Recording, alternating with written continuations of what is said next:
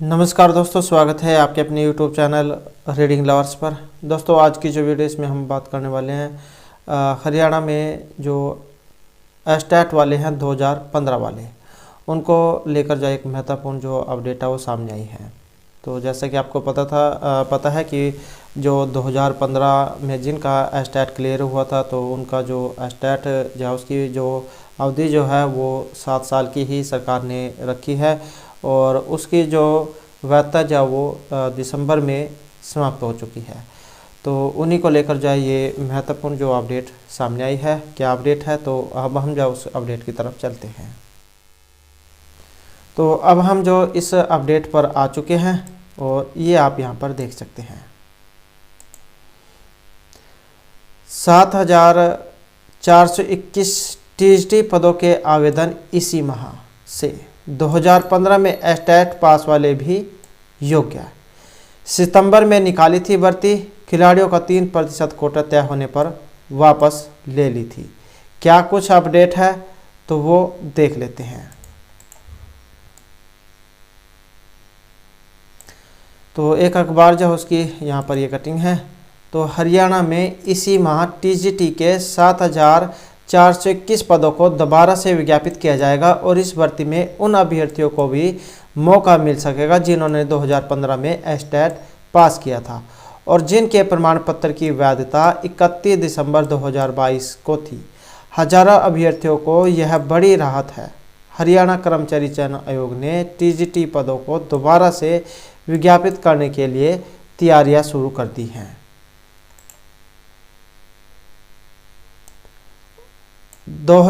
सितंबर 2022 में हरियाणा कर्मचारी चयन आयोग ने 7,421 पदों के लिए आवेदन मांगे थे और 5 अक्टूबर से 26 अक्टूबर तक आवेदन करने थे। इसमें मेवात में 10 विषय और शेष हरियाणा के 8 विषयों के पद भरे जाने हैं। भर्ती निकालने के बाद हरियाणा सरकार ने खिलाड़ियों के लिए 3% कोटा तय कर दिया। इसलिए हरियाणा कर्मचारी चयन आयोग ने ये पद दोबारा से शिक्षा विभाग को वापस भेज दिए। आयोग ने विभाग से 3% आरक्षण के हिसाब से पदों को दोबारा से भेजने के लिए कहा है। अब विभाग ने 3% कोटा तय कर दिया है और जल्द ही नए सिरे से टीजीटी पदों की मांग आयोग को भेजी जाएगी। सबसे ज़्यादा अंग्रेजी के 1751 शिक्षक होंगे भर्ती। तो ये भी देख सकते हैं, हरियाणा सरकार ने तय किया है कि दोबारा से निकालने जाने वाली भर्ती में उन अभ्यर्थियों को मौका दिया जाएगा जिनके एस्टेट प्रमाण पत्र की वैधता 31 दिसंबर 2022 को समाप्त हो चुकी है। सरकार ने सितंबर में भर्ती निकालकर इसे वापस ले लिया था और इस समय काफ़ी संख्या में अभ्यर्थी आवेदन नहीं कर पाए थे और इस भर्ती में सबसे अधिक अंग्रेजी विषय के 1751, 8 के 1443 और साइंस के 1297 पद भरे जाने हैं। गौर है कि इस प्रकार पहली पीजीटी की भर्ती निकालकर वापस ले ली थी, लेकिन बाद में अभ्यर्थियों को मौका दिया गया था। क्या बोले हैं इस पर एचएससी के जो चेयरमैन हैं। इस बारे में हरियाणा कर्मचारी चयन आयोग के चेयरमैन भोपाल सिंह खत्री ने कहा कि जल्द ही टीजीटी की दोबारा से भर्ती निकाली जाएगी और उसमें जिन अभ्यर्थियों को एस्टेट पास किए 7 साल हो चुके हैं वह आवेदन इसमें कर सकेंगे। तो ये तो जो है यहाँ पर ये जो 2015 वाले जो एस्टेट वाले हैं उनके लिए अच्छी खबर है कि वे भी जो आगे जो भर्ती होगी उसमें उनको मौका दिया जाएगा, क्योंकि जो एस्टेट की जो वैधता है इसकी लाइफ टाइम कह रहे थे, लेकिन ये क्या है अपनी बात से मुकर गए हैं और अब जो यहाँ पर इसकी वैधता जो है वो 7 साल ही रखी गई है।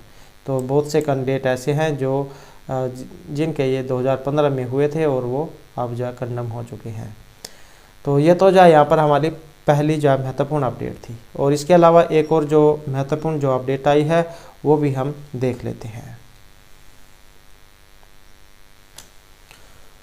और ये जो हमारी नेक्स्ट जो अपडेट वो भी आ चुकी है। तो यहाँ पर भी कैंडिडेट जो बहुत समय से जो अपने रिजल्ट का इंतज़ार कर रहे हैं। सीटी जो ग्रुप सी के लिए जो लिया गया था 36,449 पदों के लिए सीटी परिणाम। हरियाणा कर्मचारी चयन आयोग के अध्यक्ष भोपाल सिंह खत्री ने एनटीए में डेरा डाला। तो हर रोज़ कह रहे हैं कि आज रिजल्ट आएगा, कल रिजल्ट आएगा। तो इस प्रकार से कल जो रिजल्ट आने वाला था लेकिन वो भी नहीं आया है। तो क्या इसमें कहा गया है तो हम देख लेते हैं। परिणाम में देरी होने पर आयोग के अध्यक्ष ने जताई नाराजगी और सभी अड़चनें दूर हुई, सामाजिक आर्थिक मानदंड के अंक जोड़ने के कारण हुई देरी। तो हरियाणा सरकार के विभाग बोर्डों के ग्रुप सी के 36,449 पदों के लिए आयोजित कॉमन एलिजिबिलिटी टेस्ट का जो परिणाम में हो रही देरी को देखते हुए हरियाणा कर्मचारी चयनों के अध्यक्ष भोपाल सिंह खदरी ने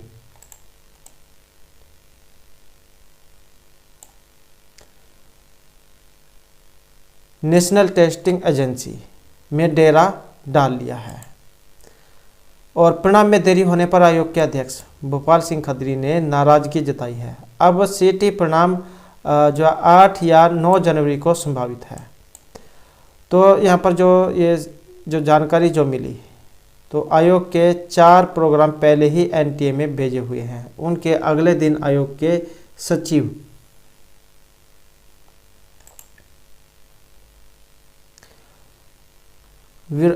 आयोग के जो सचिव है विराट को एनटीए भेजा गया था। उन्होंने बताया कि अब वे स्वयं एनटीए पहुंच गए हैं। उन्होंने बताया कि क्योंकि सामाजिक आर्थिक मानदंड के अंक सीटी की लिखित परीक्षा में जोड़कर सीटी स्कोर घोषित होना है और उनके सामाजिक आर्थिक मानदंड के अंक नहीं होंगे और उनके सिर्फ सीईटी के, तो जो सीईटी है इसी के ही अंक घोषित होंगे। इसलिए आयोग ने उन